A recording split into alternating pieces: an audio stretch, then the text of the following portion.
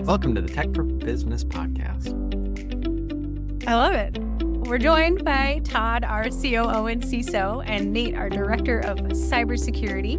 We're talking cybersecurity trends of 2025, but I want to take a moment and look back at 2024 and start with, is there anything that surprised either of you? Was there anything that you thought would be a trend that didn't come, or something that popped up that you weren't aware of? Just a review, we thought that AI was going to be a big thing, zero trust, eliminating VPN. Those were all things we talked about a year ago for 2024.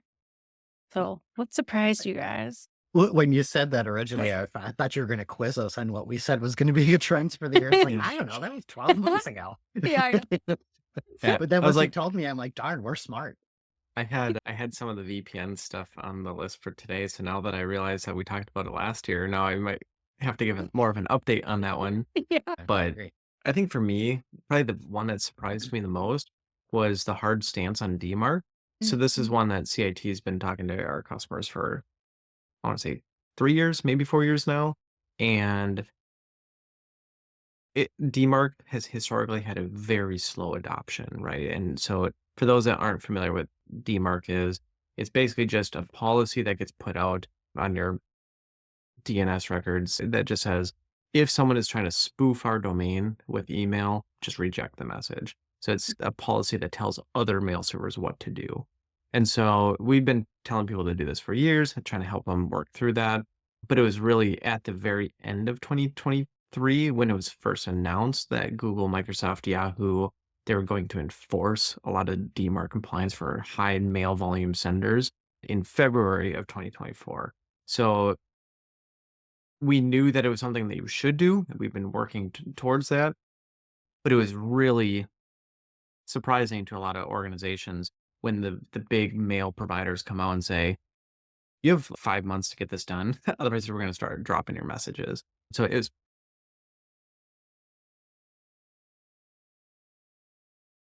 Maybe I'll talk about it later. I lost you for a second. Oh, I don't know where you guys lost me, but They did the hard dropping of messages and yeah. then you froze. So we knew that this was going to be coming for a long time, but it was really cool to see that a lot of the major providers are actually taking a hard stance and trying to move people forward because they knew that it was such a slow adoption. So I think that's probably the most surprising one is you don't tend to see organizations like Google, Yahoo, Microsoft just say you have 5 months to get something done. Yeah, I would say I wasn't really surprised by it. There are trends that are starting to emerge again, which we're going to talk about in a second. It wasn't that I was surprised because we specifically said it that VPNs were going to be a problem. What I was surprised about is how quickly it went from 0 to 100 of, oh crap, it's a problem. We said it was, and then it happened, but it wasn't like it started to trickle in. It was just like it went from off to on of being a problem. And it was completely binary. It was like, boom, it happened. And so that was slightly surprising. But beyond that, no, I think the trends, you can see they're coming. And I'm excited to throw some out here and chat with Nate about what we think is going to happen in 25. Sure. What's the top trend on both of your minds if you had to pick one thing? We'll talk about all the things, but what's the thing you're most excited that you think is coming in 2025? Those are two different things. I was going to say, That's define fair. exciting. Sure. Are you asking the security person that wants more changes or like newsworthy excitement, right? How would you like to think that? What is the topic you want to start with? Yeah. What's exciting to end users or the security professionals on the back end? Todd, you got something? Well, I'd say what's top of mind, it's not new, right? Because we talked about it coming into this year, but it's AI everything. And again, not new. You're just going to see so much more of it in your daily lives. While this year was coming, it's here. So you're going to see it all over the place. And the biggest one is going to be that, unfortunately, phishing is going to start to become indistinguishable from legitimate emails. It's going to be by far the biggest concern from my perspective. Again, it's not new, but it is the single biggest thing on the top of mind for me. Now, exciting, I'll touch on that after Nate goes. Yeah. Yeah. With the AI and the phishing emails, it's kind of interesting to see some of the AI providers they're coming in and they're trying to follow behind with the ethical considerations. Yeah. I'm sure they put a lot of forefront into some of this, but users always know how to find the exploits. And what we're seeing is you go ask OpenAI, Copilot, Claude, Gemini Advanced, whoever, and say, go write me a phishing email for this. They're like, sorry, I can't do that. That's unethical, right? Or create me a reverse proxy Python script to be able to do this. Sorry, that looks like you're trying to do a reverse Trojan or something. And then you say, write me a convincing email to do this instead of a phishing email. And it says, okay, here you go. Why are Or, we giving tips? I don't control what you do. This is educational purposes only. FBI, don't come to arrest me. So anyways, it's interesting and how AI and the companies are trying to keep up with ethical standards as well. Yeah, just to expand on it real briefly again, is you're going to see it in a lot of things. You're going to see it become more prevalent in defense. You're going to see it in training modules. It will be in everything. So it's coming to, it's here. It's going to be in dang near everything, especially from a security perspective. A lot of the tools are going to be promoting it. You're going to get sick of hearing about it. I'm sick about hearing about it. I'm sure Nate is as well. It's exhausting. Yeah. So I think I actually have an answer for you, Kelsey. I think the Here we go. exciting, sorry. One and the same. It's a Friday morning here. Yeah, we'll just dub that one over, right? I think one of the things that is exciting for me is just the continuation of the VPN replacements, the zero trust network access solutions. And I think I find this one exciting because it is easier for the users instead of a traditional VPN. It's welcomed by executives because they're reducing cyber risk. And also it's just new technology, which is fun, right? So the ZTNA solutions, right? It's nothing new. These have been around for a long time, but typically they've either been pretty expensive, only in the premium tools, that type of stuff. But we talked about it last year saying this is going to become a trend. But I think in 2024 is when we really saw a lot of the providers start integrating it into their core systems, but like in the SMB market. And one of the other components of it is of the security incidents that CIT does these days, very rarely are they like ransomware engagements because someone downloaded a file and ran it on their systems, right? We have a lot of controls on the endpoints these days. If we do see some type of security incident in a customer's environment, it's either going to be an email compromise or a VPN compromise. And 2024, we saw a huge spike in the number of brute forces on VPNs. And so we've had a lot of these conversations over the years. To Todd's point earlier was we didn't really expect it to go 0 to 100, right? We knew it was coming, but yeah, I think it was somewhere around April or May, we started getting just flooded with a lot of VPN brute forces across the customers that had it. And then also there's extremely affordable solutions these days that are pretty comparable to what you would have to just pay for a normal VPN. So it's really not that big of an uplift anymore. And I think the last component I had of that was to put it in perspective of how adopted this is becoming. Even the VPN providers are now introducing their own ZTNA solutions because they know that their legacy business is going to whittle away.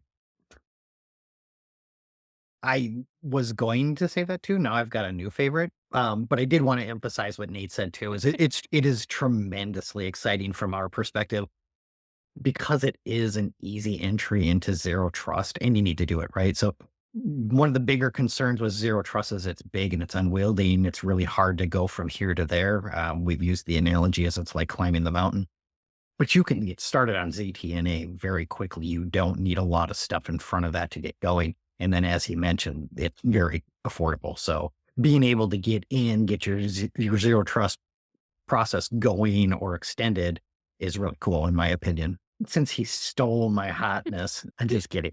I would say the next big thing that I think we're on the precipice for, and unfortunately this one is going to be harder to implement. The next one I think is passwordless for me. Again, we see it coming. It's been coming, But to me, we're there. Now, CIT is a little bit on the forward edge of how these things tend to go. So when we're talking about these things, we're really excited about them. We typically try to get them implemented. So we're well on our way on our zero trust. We are in the process of flipping over to passwordless. And so we have a major initiative for the beginning of 25 to be passwordless for our organization. And I couldn't be more excited about it. Again, when you look at removing friction from employees, passwordless is an absolute game changer. We have a very strong password policy in place today at 15 characters. We've got a quick screen lockout process. So if you get up and go to the bathroom, grab a glass of water, by the time you get back, you're cranking in your 15-character password. Guess what passwordless does? Fixes that. So good. Love it. Hmm. I didn't put that one because, again, I wanted Ariel to define exciting, because that one's exciting for the end users, not for people like me Yeah, that have to go actually implement it. fair. It's Well, a lot of that's work. So I was gonna say I just, that yeah, was interesting. Yeah, and last week we had the tech trends people on, and they brought up passwordless. So that just leans totally into everybody is excited for this passwordless. Like yep, not just the cybersecurity people. Everybody's looking forward to it. yeah. So I'll touch on that a little bit. Is Mhm. on the consumer side, you can start doing this pretty quick. A lot of websites, Microsoft and Google and all this are saying, yep, just let's do a pass key. You can either do things like use a UB key if you have one. There's other ones out there. Microsoft has some. The other one is a lot of the password managers are now allowing you to save pass keys into the password manager. So then, as typically, let's go pick on this UB key, it is only tied to this one hardware token. If I lose this, I lose it. With the password managers, you can start saving these pass keys into the vault, and so it can be accessed via multiple systems while still providing the same benefits of a pass key over a password. So we're right on that edge where you can start doing this with a lot of websites. It's not everything yet.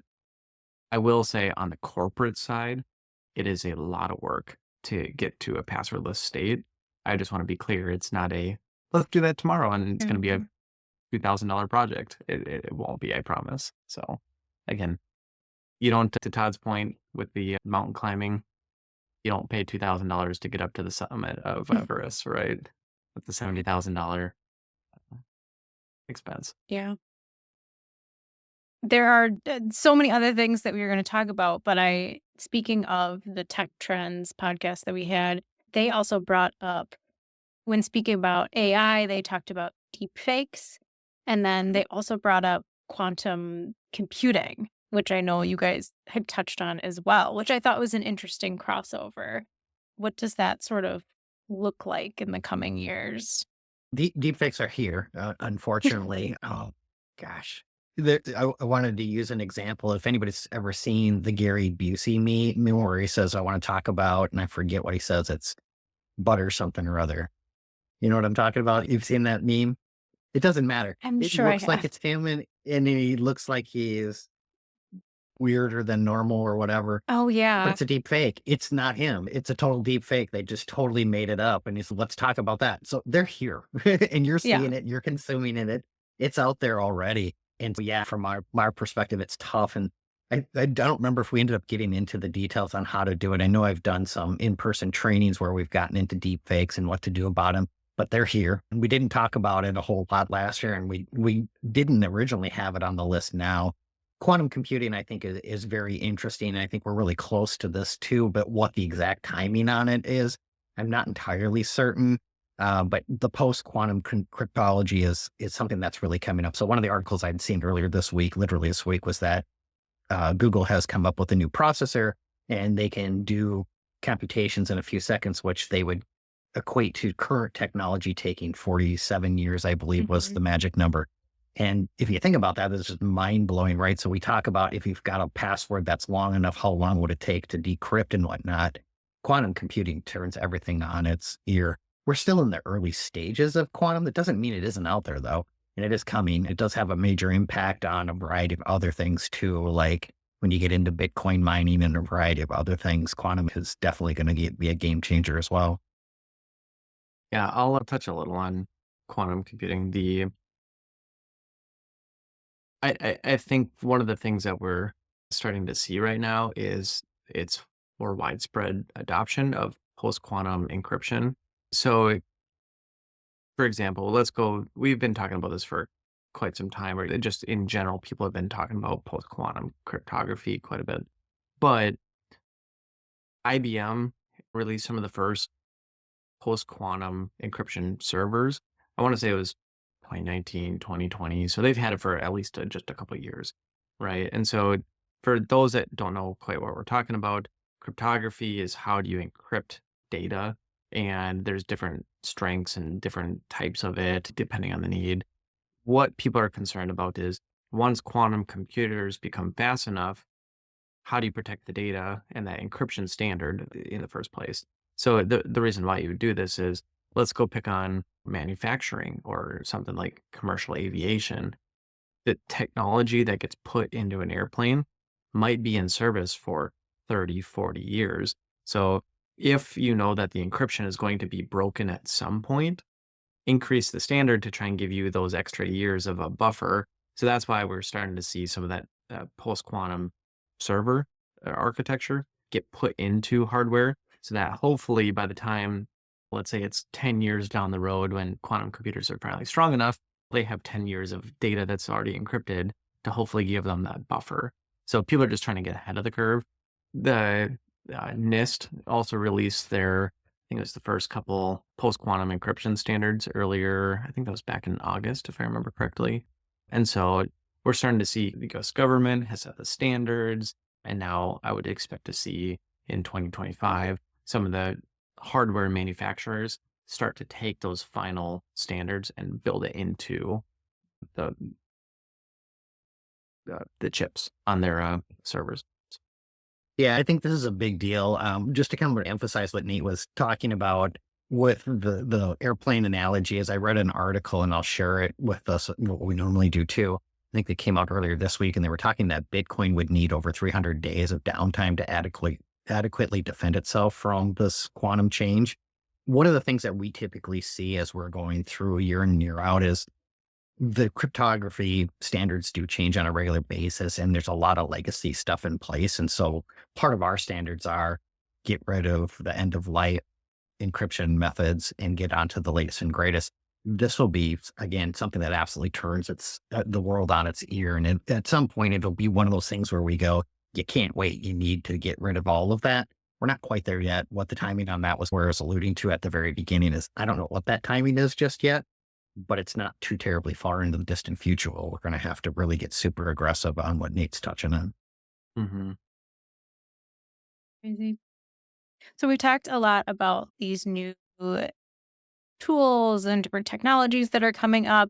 Let's talk a little bit more as cybersecurity as a whole. I know before we started, we touched a little bit on cybersecurity as a service and sort of what does that mean going forward? How does access to cybersecurity and our interaction with partners or vendors going to change in the next year? We talked about this in a variety of different ways in 24, but there's been this continuous consolidation of tools. So you're seeing a lot of organizations do acquisitions. And they're starting to pick up bits and pieces of smaller organizations to complete their portfolio for a couple of reasons. One, it makes their offering more complete, but also they're trying to get bigger pieces of the pie. One of the larger trends that we've been seeing is that those organizations are also starting to offer in the support of it. So security operations center as a service is something that you're starting to see those organizations are starting to offer, which is great. It's really hard to find people out there to help support the tools. And these tools do tend to be very technical, and they also create a lot of information that needs to be consumed, another area where AI will help. But as it's going through those processes, you need people to be able to do it. So that's where cybersecurity as a service, if you will, I'm going to try and use that as an umbrella statement of people are making an offering that comes to market that's more or less quote unquote complete. And the intent is that they're trying to make you get a service that's actually serviceable. For example, we have seen in some industries where a regulation will come through and they'll say it's absolutely required that you have EDR. You must do that by the end of the year. And the organizations, for whatever reason, cost or other, decide that they're really going to put in the absolute least amount of effort they possibly can to accommodate that requirement. And so what you'll typically see is they'll get the EDR tool itself, put it in place and move on. From our perspective, you can't live in a really strong security stance with just the tool. You do need the back end of it of somebody looking at it, maintaining it. Is this real? Is it not real? What do we need to do about it? So that additional service behind it has to be happening, and how you deal with that is a critical aspect from my perspective. I do think there's still a gap out there. It's great that these vendors are offering this service, but there still is a bit of a gap depending on what organizations have in place for their IT/security individuals. If they don't have any security on staff, that's usually not enough. It needs to still get translated into normal everyday language. So there is still a bit of a gap on what's going out there. There are organizations that kind of fill that gap, or CIT, for example. We pride ourselves on trying to fill that gap, going, we'll take the nerd out of IT and make that very actionable for you. We love the nerd, but we also know how to speak like normal individuals. I love that. Yeah. Yeah. With the SOC and your vendors, making sure that they actually have maybe an internal security team managing that for you. A lot of managed service providers will outsource most of that to a third party and to say, yes, we'll sell you security solutions, but we have no control over it. And so if there's issues or anything like that, again, you have to work through a third party. You can't ever try to improve anything. Or if you're comfortable calling your service provider for support, now do you have to remember a different phone number to be able to call them in the middle of the night when you're tired or something, right? It does cause a little bit of friction or division, especially when it comes to an actual security incident. Is maybe your security team says there's a major incident, but they are not talking to the network or endpoint team, or nothing, no action can actually be taken other than to alert, right? And so that's the challenge when you're starting to see a lot of outsourcing happening. So Todd, I was actually thinking about this earlier. I think 2025 is CIT's 10-year anniversary of having dedicated security solutions for our customers. So I remember some of the first SIMs were going in back in 2015. Yay, 10-year anniversary for our team. So other than that, though, yeah, I do want to touch on Todd's point. It's not just the fear, uncertainty, doubt that we're trying to spread about you need a team behind it. If you're selling a solution, we've said it before that a proper governance over your security, it requires the people processing technology. If you have the technology, you might buy best in breed, but you still need that people in the process. Again, we have our own internal security team monitoring these solutions for our customers. And I couldn't tell you the number of times that we see preliminary insights into a larger attack starting to develop, but we're able to come in and say, there's malicious stuff starting to happen on this device. Do you want to just quarantine off the network right now? And then it's gone and the threat's just completely gone. So that's the importance of having a proper team. Yeah, one other thing that I was going to expand on that real quickly is that as you're doing this and you're looking at these tools, one other consideration is a lot of the vendors have the ability to take that SOC, those alerts for you, but where they're located does matter for some industries. Finding US-based individuals is very difficult. So it is something to at least have in the back of your head of, while it's great that it's coming, it's sometimes a requirement that they must be in the US, or if you're in the EU, they may be requirements there as well, that it must be EU based or it doesn't match with GDPR and so forth. So just be aware of whatever your compliance is. That's something that you've got in your mind as you're looking and evaluating those tool sets. Yeah, I was going to say, I know that we're talking cybersecurity, but it's so tied with compliance. I mean, I hate to diverge too much, but is there anything compliance-wise that you think is really going to be top of mind in 2025? There's stuff coming. All a ton of stuff. Yeah, I mean, maybe it's worth a different podcast. that one might be. We'll Give us just a little teaser, though. There's upcoming legislation about possibly implementing some mandated additional security controls in the healthcare industry. We see the financial industry is shifting a bunch. The FFIC CAT model has been deprecated in 2024. They're all moving over to a more the NIST cybersecurity framework. CMMC is continuing to see some changes over there with V2, and it's live. So there's a lot of regulations that are coming down the pipeline. From my perspective, the governance, risk, and compliance is part of cybersecurity. You can't have one without the other. But yeah, there's quite a bit of stuff coming. The vast majority of those changes are coming largely because the world has changed from when a lot of those things were put in place. So Nate mentioned the CAT tool from the FFIEC as an example. That was written 7, 8 years ago. And so it really hasn't been up to date in quite a while. And so they're now trying to go, okay, do we rewrite it, or do we look at other tools that are being updated on a regular basis? So that's what's really driving it, is the attacks have changed, the methodology and how we support things have changed, the transition to the cloud has changed, et cetera, et cetera. So those compliances are coming up and making a big difference. The other one, like Nate mentioned with the healthcare, is they're really trying to find a way of how do we actually make the healthcare security a real thing that is supportable and auditable, et cetera. And so there is bipartisan legislation out there that's coming through. It's a bill at the moment. What happens there? Don't know. How long does it take to implement? Don't know, but it's out there. And personally, I think it's a good thing. It really does need to get in. You can see some rather ridiculously large healthcare events over the last year, and just slight change. Yeah. Yeah. So as we get towards the end of our podcast, is there anything else, trend-wise, anything else Yeah. that is top of mind that a year from now you want to have made that prediction? The biggest one, I would say, I'm sorry, Nate, you want to go first? Go ahead. No. He's going to steal it. He's going to steal If your I, idea, if, I, Todd. if I fully hand it over to you, Not we're never twice. going to end here. No, I think I've maybe one that I would classify as more of a prediction, and one is more of maybe just more of a trend that I would Sure. foresee to see just a little bit. I don't want to make a full prediction on it, but maybe solution providers are going to continue enforcing security standards at a grand scale. But we already, and this isn't like a major revelation because it's been happening for years, right? Microsoft has been saying you need to implement multi-factor forever. This year, they finally said, if you're an admin in Microsoft 365, you have to have MFA. I did see early glimpses to this where someone's account, they were sending out email and they didn't have MFA enabled. And Microsoft just automatically blocked their mail flow and said, it looks like this could possibly be an account compromise.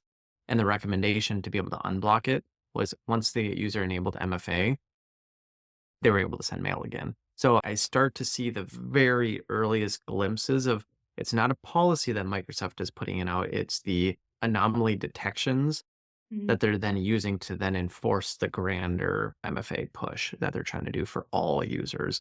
So we saw it with DMARC. They just said, you need to do this. Now I start to see Microsoft continuing to advance their stuff. There's companies like CIT that are just saying, we are putting some of these solutions in place because we see that they are mitigating a lot of the major risks that we've seen over the last year or so. And I don't expect to see that slow down. Is you're going to see a lot of pushing from the top down to your organizations as everyone is trying to adopt better security controls. The second non-prediction is insurance continues to skyrocket in cost for those premiums. We see this across every insurance, market. Is your home ownership? They're dropping, roofs, from being covered and doing the deprecation, pulling out estates. We see your healthcare costs increasing, cybersecurity costs after 2020 has just only continued to go up. So I've heard early glimpses of just organizations just foregoing insurance altogether and saying, why should I go spend $100,000 on insurance for the year to mitigate some type of security incident? I should go put $100,000 into the tools to prevent the security incident in the first place. And so we've been recommending cybersecurity insurance forever, but then all of a sudden now it's so expensive that people are like, let me just reinvest that back into our business and prevent it from the first place. So. Yeah, I would say it's not a prediction, but I will tell you, if you do the right things. I actually was working with one of our customers earlier this week, and they said this is the first time that their cybersecurity insurance went down. Now, we have been working with that particular organization on their security posture for the last 8 years. And so it's currently in a very strong state where when they went through the review of what are you doing, how are you doing it, et cetera, it justified that the insurance organization said the risk with you is actually ridiculously low. We're going to lower your rate. You don't see that very often. It's not common. But again, their posture is strong enough. That organization, that insurance company said your risk is low, so we're not going to charge you an arm and a leg. I would say mine's not really a prediction either. It's more of what we're doing. As Nate said, there's certain things that as a provider, we're highly recommending you start to do things. So the major shift for 25 from our point is we're going to go very heavily into the zero trust world of how do we push organizations down that path. And again, similar to Passwordless, this is a massive lift, but what we're doing is starting to say, we need to put a real strong plan in place. We are now at the pivot point of saying, is your infrastructure set the way it should be, right? So are you cloud? Are you on premise? What does that look like? Let's start to put things in place to help us budget for what you should be doing. So hypothetically, if we're going to want to put some sort of SASE tool set, which is really designed to give you a very robust suite of tools to help you get along your zero trust journey, you can't do that bite in one shot. You're probably going to have to space it out, but you can do things to help pay for it. For example, if you've got some consolidation of tools, you want to look at a firewall as a service, that might be something that you can pivot into it. The trend for us in 25 is we're going to start building that budget and saying 3 to 5 years from now, we expect you to have X, Y, and Z, while also building the roadmap from A to Z to saying, how are we going to get there? It's the trend that we're going to start pushing. You're not going to see this massive flip of a whole bunch of people are now what we would consider zero trust enabled, but we are going to do it. And Nate said earlier, with the zero trust network access, some of those pieces are very easy to do. I could have this on my list too, is we're actually really going after network access control in a big way too, because we found a partner who is interested in securing organizations in a manner that we are. So they've bought a tool set to market that's very easy to use, very easy to configure, and remarkably affordable. So it again allows us to start to get down the path of we can get tools in place to start to secure you and get you set up for your future infrastructure or architecture of your network and security. Yeah, that wasn't a prediction either. Yeah, I said that. I put that out there. This isn't a prediction. This is a trend that we're know. going to be doing. I know. Yeah. I was going to say We saved it to the end of non-predictions. non-predictions. Yeah, I'm sure it will come up and then we'll talk about it in a year from now. But I'm going to, our quick lightning round, Q1, businesses are sitting there, they're planning out the year. What is one thing they should have at the top of their list after all the things we talked about today? What's one thing that you think they should bring up, invest in, research, learn more about right away in January? ZTNA. Yeah, ZTNA. It's really a no-brainer at this point. Is like I said about the benefits, right? Is it's easier for your users. It reduces risks. It's low cost. There's a ton of solutions out there at this point. If you're still using VPNs, this is going to be abrupt. Stop. You're falling behind at this point, Yeah. right? Is it's there, but everyone is going in this direction. So again, whether or not you put it into the budget and you account for it at the end of life of your next firewall or VPN appliance or something, that's fine. The biggest thing is that we still see it as probably one of the number one attack vectors for your network. That is not email accounts. Yeah, I am assuming that we are doing our due diligence and we've got multi-factor and endpoint detection response, et cetera, et cetera. Yeah. So assuming all of those things are in Yeah. place, then it's ZTNA with a bullet. Okay. We will get together again a year from now and see if all of our predictions were true. Thank you for joining us today. If you enjoyed this topic, please let us know. Subscribe or reach out to us at info@cit-net.com or head out to our website, cit-net.com/podcast. We'll be back next week with an all-new episode.